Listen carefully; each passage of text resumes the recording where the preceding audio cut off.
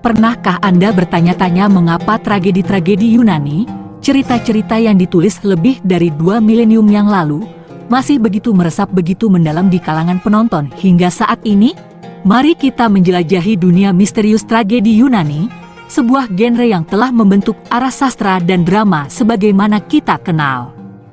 Terlahir dari budaya kuno Athena, tragedi Yunani lebih dari sekadar cerita kesedihan.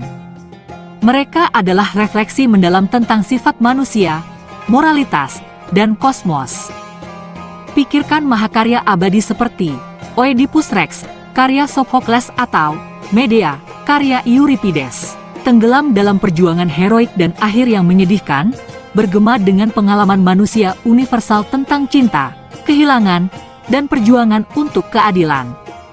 Daya tarik abadi tragedi Yunani terletak pada kemampuannya untuk mencerminkan kehidupan kita sendiri, membangkitkan emosi yang mendalam dan menggoyahkan persepsi kita. Sangat menarik bagaimana kisah-kisah kuno ini terus menemukan relevansi dalam masyarakat kontemporer, mengeksplorasi tema-tema yang beresonansi melintasi zaman. Jadi, jika kisah-kisah ini begitu tua, bagaimana tragedi Yunani menjadi seperti ini dan mengapa ia terus memikat kita?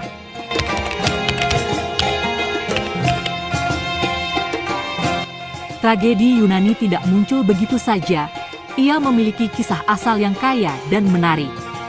Bermula dari abad ke-5 SM, awal mula tragedi Yunani adalah kisah yang terendam dalam keagamaan, signifikansi budaya, dan eksplorasi kondisi manusia. Akar tragedi Yunani dapat ditelusuri kembali ke ritual dan festival keagamaan kuno, khususnya festival besar Dionysia. Dinamai dari Dionysus, dewa Yunani anggur dan ekstasi, festival ini adalah acara tahunan di mana orang Athena berkumpul untuk merayakan dengan musik, puisi, dan, yang paling penting, drama. Kontes teater di festival ini menjadi tempat lahirnya tragedi Yunani, di mana para penulis bersaing untuk meraih hadiah terbaik tragedi. Di tengah persaingan ini, para pionir tragedi Yunani muncul, meninggalkan jejak yang tak terhapuskan pada genre ini. Aeschylus, sering dielu-elukan sebagai bapak tragedi, adalah salah satu tragedian tertua yang dikenal. Karyanya, termasuk The Persians dan The Oresteia, masih dipelajari dan dipentaskan hingga hari ini. Aeschylus memperkenalkan aktor kedua ke panggung, mengubah pertunjukan dari monolog naratif menjadi dialog dramatis.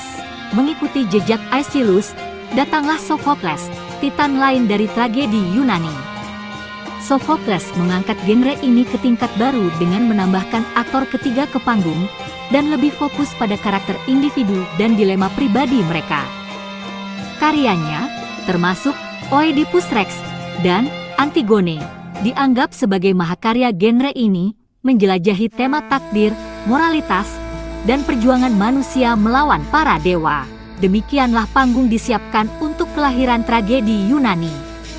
Itu adalah perpaduan antara kekaguman keagamaan, perayaan budaya, dan eksplorasi emosi manusia yang mendalam.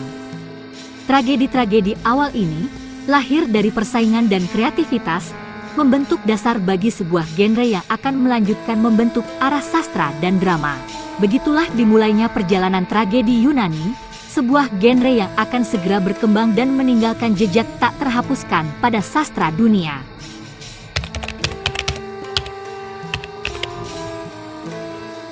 Seperti halnya seni lainnya, tragedi Yunani berkembang seiring waktu, mencerminkan perubahan dalam masyarakat dan pemikiran manusia.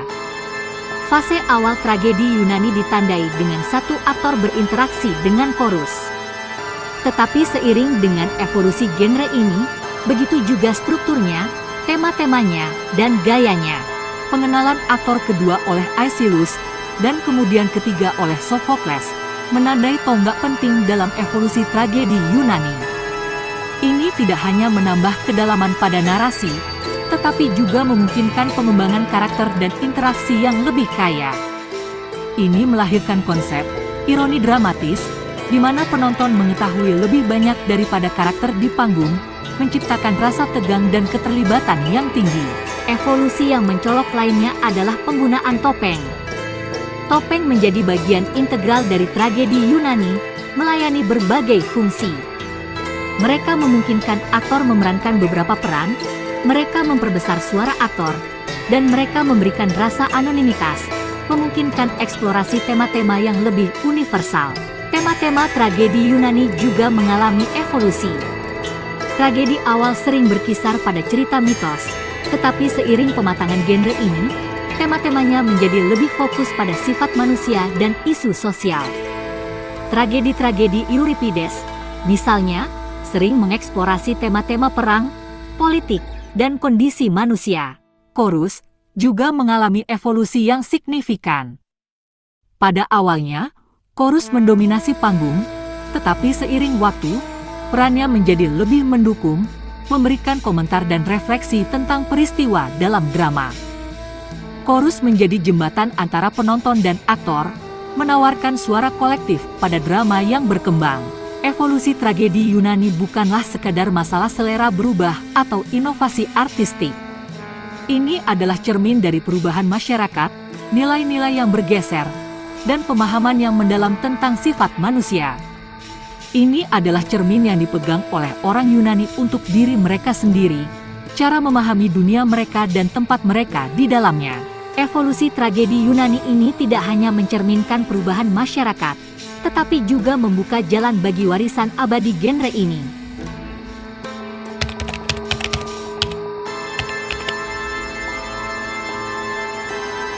Tragedi Yunani telah meninggalkan jejak yang tak terhapuskan dalam sastra dan drama dunia, mempengaruhi banyak karya selama berabad-abad. Seiring kita melacak sejarah, kita melihat jejak-jejak tragedi Yunani dalam setiap era. Selama Renaissance, sebuah periode ketika para pemikir kembali mengunjungi dunia klasik dengan perspektif yang segar, tragedi Yunani menemukan penyewaan baru. Dari karya-karya Marlowe dan Kaede hingga drama abadi Shakespeare, unsur-unsur tragedi Yunani terlihat. Tragedi Shakespearean, dengan pahlawan tragis dan akhir yang kacau, bergema dengan tema-tema kesombongan dan takdir yang sangat sentral dalam tradisi Yunani. Melangkah cepat ke periode romantis, kita melihat penulis seperti Goethe dan Byron mengambil inspirasi dari sumur tragedi Yunani, menjelajahi kedalaman emosi manusia dan kompleksitas kondisi manusia. Bahkan era Victoria, yang dikenal dengan keprudonannya dan kode sosial yang ketat, melihat kebangkitan tragedi Yunani dalam karya-karya penyair dan dramawan seperti Swinburne dan Wilde. Dan pengaruh tragedi Yunani tidak berhenti pada sastra. Ia meresap ke dalam urat nadi budaya populer, memengaruhi narasi film dan televisi. Bayangkan pahlawan tragis yang jatuh dari kemuliaan karena kelemahan fatal, atau klimaks yang memilukan yang membuat penonton terdiam dalam keheningan terpana. Semua ini adalah pantulan dari tradisi Yunani, disajikan kembali untuk penonton modern. Di abad ke-20, dramawan seperti Eugene O'Neill dan Tennessee Williams membawa obor tragedi Yunani, menciptakan narasi tentang penderitaan dan penebusan manusia yang masih bergema hingga hari ini. Bahkan dalam sastra dan drama kontemporer, pengaruh tragedi Yunani dapat dirasakan. Kemudian pada hari ini, banyak kita temui judul lakon yang juga mengusung genre itu. Seperti sequel Rananggana karya Leo Katarsis yang diusung oleh Teater Samar, dalam episode Sedulur Papat Gugat menggambarkan kekalahan Jenderal Perang Anggana yang ditundukkan oleh keempat saudaranya. Menggambarkan nilai kemanusiaan yang telah jatuh. Dengan potret kondisi sosial budaya yang dialami olehnya. Dituangkan dengan konsepsi kosmologis Jawa, Sedulur Papat Lima Pancer.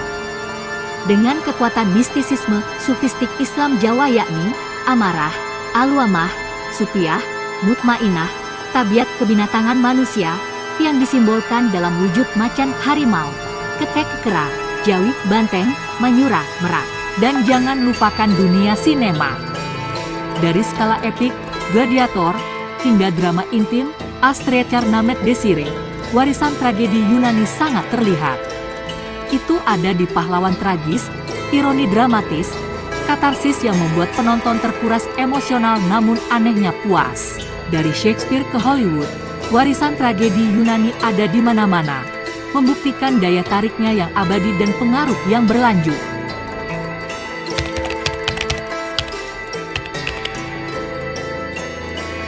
Tapi bagaimana dengan saat ini? Bagaimana relevansi tragedi Yunani dalam dunia kita hari ini? Tragedi Yunani, dengan eksplorasinya terhadap tema-tema universal seperti takdir, moralitas, dan kondisi manusia, terus bersuara dalam masyarakat saat ini. Narasi kuno ini, dengan kebijaksanaan yang abadi, memiliki kemampuan unik untuk mencerminkan dunia kontemporer kita, memberikan wawasan segar ke dalam pengalaman manusia. Dalam tragedi Yunani, karakter sering bergulat dengan takdir mereka, berjuang melawan kekuatan yang tampak di luar kendali mereka. Hari ini, kita juga menghadapi tantangan yang tampaknya tidak teratasi, baik itu perubahan iklim sosial budaya, ketidakstabilan politik, atau perjuangan pribadi. Seperti karakter dalam tragedi Yunani, kita dihadapkan pada takdir kita, membuat keputusan sulit, dan menghadapi konsekuensi dari tindakan kita. Kemudian, ada eksplorasi moralitas. Tragedi Yunani sering menampilkan kita dengan karakter yang harus menavigasi dilema moral yang kompleks, memaksa kita untuk mempertanyakan kompas etika kita sendiri. Di dunia modern kita, di mana batas-batas etika terus diuji dan didefinisikan ulang, narasi kuno ini mengingatkan kita akan pentingnya integritas moral dan perjuangan manusia yang abadi antara benar dan salah. Terakhir, mari bicara tentang kondisi manusia. Tragedi Yunani, dalam penggambaran manusia tanpa kompromi, menyentuh pada hakikat dari apa artinya menjadi manusia. Di dunia yang bergerak cepat dan didorong pesatnya arus teknologi saat ini, narasi ini memberikan pengingat tentang kemanusiaan bersama kita, kerentanan kita, dan kapasitas kita untuk ketahanan dan penebusan. Dan jangan lupakan reinterpretasi terus-menerus tragedi Yunani dalam sastra dan media kontemporer. Dari retelling The Odyssey oleh Margaret Atwood dalam The Penelopiad, hingga film blockbuster Troy, tragedi Yunani terus menginspirasi dan memikat, membuktikan relevansinya dan daya tariknya yang abadi. Seperti yang kita lihat, tragedi Yunani terus bersuara untuk kita, menyentuh ketakutan dan aspirasi terdalam kita, dan mengingatkan kita akan sifat manusia. Jadi, mengapa tragedi Yunani terus memikat kita ribuan tahun setelah pertama kali ditulis? Jawabannya terletak pada daya tarik yang abadi dan sifat yang abadi, sebuah bukti akan tema-tema universal yang dieksplorasi. Tragedi Yunani, lahir di zaman keemasan Athena, telah berkembang seiring waktu, berubah menjadi berbagai bentuk dan gaya, namun tetap mempertahankan inti esensinya. Ia meninggalkan warisan yang tak terhapuskan, menginspirasi banyak dramawan dan sutradara, memengaruhi sastra, teater, dan bahkan sinema. Ini adalah cermin yang mencerminkan ketakutan, keinginan, dan dilema terdalam kita. Ia bergulat dengan pertanyaan-pertanyaan mendalam tentang hidup, mati, moralitas, dan takdir, tema yang relevan hari ini sebagaimana 2000 tahun lalu. Ini adalah bukti dari kekuatan abadi bercerita dan sifat yang tak terlupakan dari pengalaman manusia. Tragedi Yunani, sebuah genre yang lahir lebih dari 2000 tahun yang lalu, terus memikat kita, mengingatkan kita akan kekuatan abadi bercerita, mempertanyakan kembali nilai kemanusiaan dan perjalanan dari pengalaman manusia.